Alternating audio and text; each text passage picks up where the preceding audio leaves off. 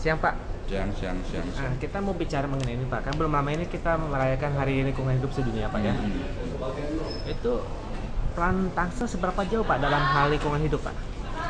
Ya, peran Tangsel untuk lingkungan hidup, saya sangat berharap sekali dengan Pak Dr. Rahmat Salam. Memang dia orang lingkungan ya, dinasnya. Saya sangat berharap sama sekali. Gitu. Studi saya memang studi kimianya juga kimia lingkungan, yang mengerti benar mengenai lingkungan hidup yang ada di program studi saya, gitu ya. Jadi saya kalau melihat Tangsel ini, terus terang saja, mungkin ini juga menghimbau kepada Ibu Airin, ya, ke Ibu Airin. Saya berbicara bahwa Tangsel ini 90% perusahaan yang ada di Tangsel itu belum melaksanakan sesuai dengan undang-undang peraturan yang berlaku. Ya, 90% saya bilang. Kalau begitu, Tapi kan mereka klaim sudah mengantongi izin limbah Pak, izin UPL dan macam-macam, ya. itu tidak. Jadi saya tidak mau, saya juga menghimbau kepada Bu Airin dan saya menghimbau kepada Kepala Dinas LH yang sekarang Dokter Rahmat Salam, yang dia dari UI, saya dari ITB. Itu saya sangat berharap, dan saya juga menghimbau kepada Bu Airin, tolong izin-izin itu jangan copy paste.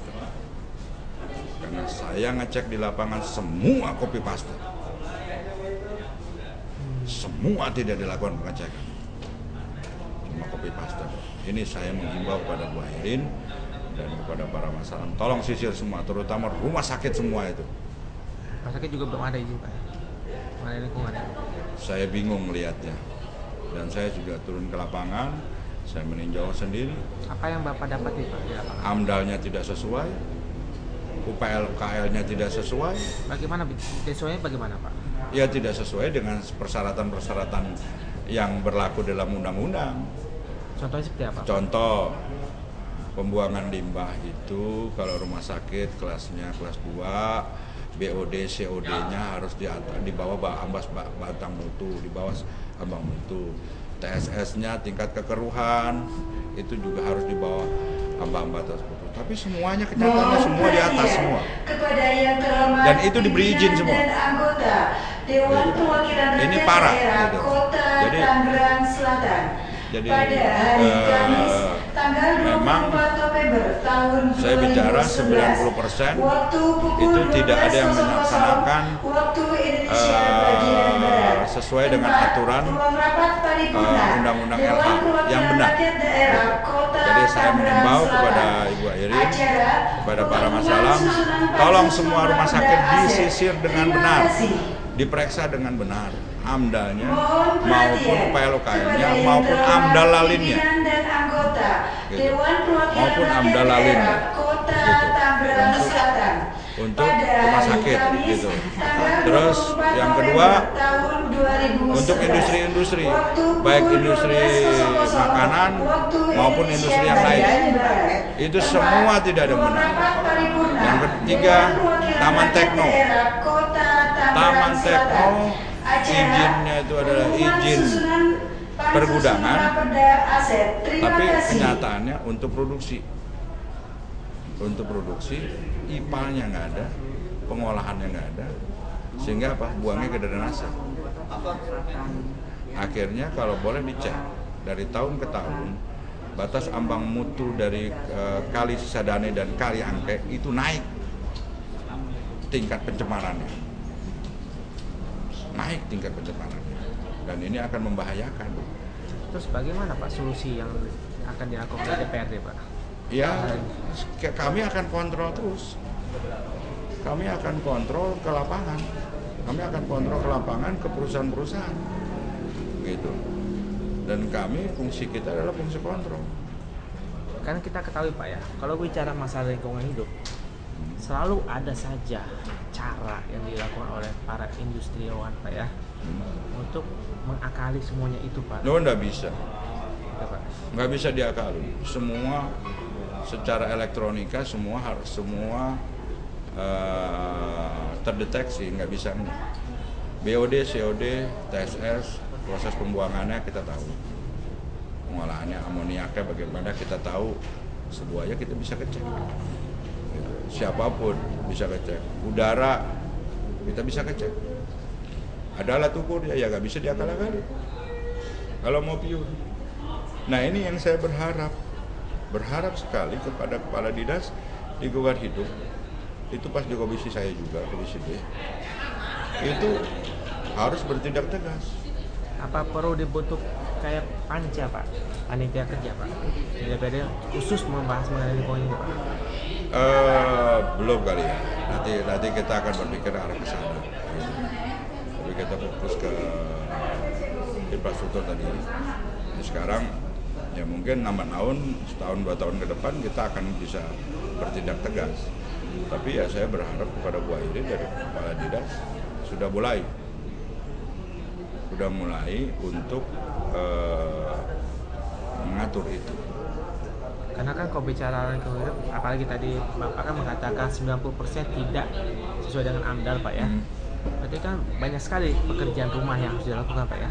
Oh, iya, Pak. Dan apa bisa tuntas Pak dalam waktu singkat Pak? Apa perlu waktu lebih lama lagi Pak? Insya Allah doakan aja mudah-mudahan gitu.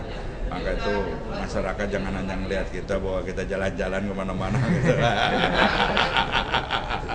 Ya kan, kita juga kerjanya juga selalu seputar kita masukin sebuah kayak kita kemarin di Bali kita juga ada studi banding yang begitu bagus yang bisa diterapkan di Tangsel gitu kan.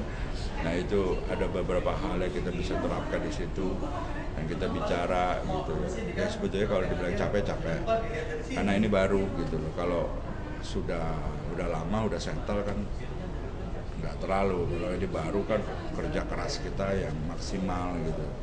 Jadi saya harapkan yaitu hal-hal itu udah saya bagi himbau kepada Bu Airin ambang batas baku mutu sungai itu dari 2010 ke 2011 itu naik. Yang naiknya itu tidak signifikan, yang membahayakan, yang sangat membahayakan. Itu disebabkan oleh apa? Banyaknya tekno itu alih fungsi dari proses pergudangan sekarang produksi. Kayak STLR ada di situ, STL77, Britok ada di situ. Ya. Betul Pak. Nah, loyangnya itu untuk dibuang itu kandungan kan karbon, dibuang ke sungai. Naik mati para ikan-ikan dan lain-lain. Nah, itu yang mengakibatkan batas ambang baku mutunya di sungai, Angke dan Sadane ini akan naik. Kalau sudah itu naik pencemaran bisa lumpuh itu namanya program pariwisata kita karena kali kita kotor. Kalau sudah kali kotor, ya susah. Tapi kan nggak semudah itu Pak, seperti membalikkan telapak tangan Pak. Karena kan kita bicara lingkungan hidup Pak ya. Semua orang nggak peduli pada sungai kita Pak ya. Ya itu tinggal tergantung komitmennya Ibu Airin. Ya. Gitu. Tapi sekarang saya juga pengusaha. Ya. Gitu.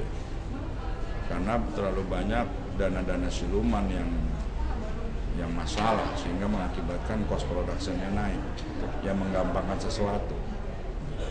Saya punya pabrik di Surabaya juga, saya nggak mau kong kali kong, yang penting gue baikin aja, gue benerin, walaupun costnya mahal tapi gue baikin, tapi gue nggak bayar kepada siapa-siapa.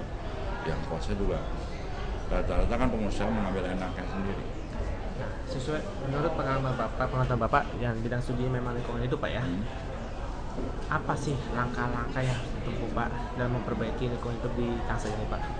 Satu, panggil semua pengusaha, berikan sebuah pengarahan apa yang harus dilakukan, apa standar minimal yang harus dipenuhin dulu baku mutunya.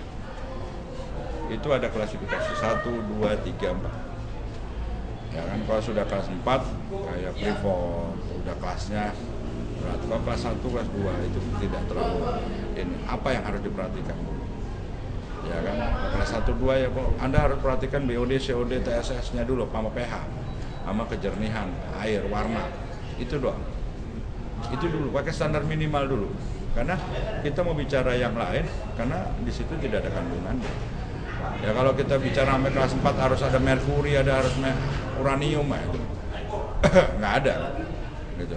Nah itu terus limbah B3 kita kasih tahu ini pakai perusahaan pihak ketiga yang bisa mengolah limbah B3. Pembakaran inisiator sampai proses pembakaran 2000 derajat. 2000 derajat ada limbahnya mau dibawa kemana? Nah itu diberi pelajaran, dikasih tahu, dimasukin, dan wajib kalau dia melanggar dikasih teguran pertama kali. Ada kan sanksinya? Sanksi hukum pun juga ada. Teguran pertama, teguran kedua, teguran ketiga yang kita harus lakukan.